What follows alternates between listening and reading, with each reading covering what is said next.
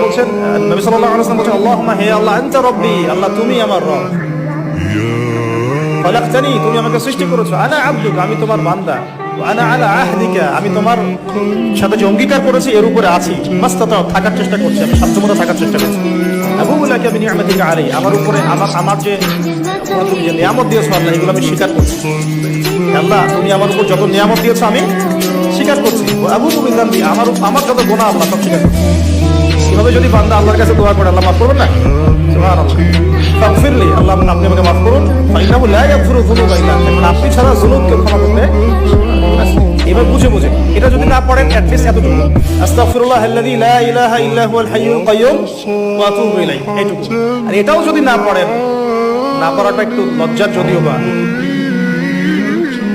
যদি না পারেন তাহলে বলবেন আস্তাগফিরুল্লাহ ওয়া আতুবু ইলাইহি, আস্তাগফিরুল্লাহ ওয়া আতুবু ইলাইহি। আসুন।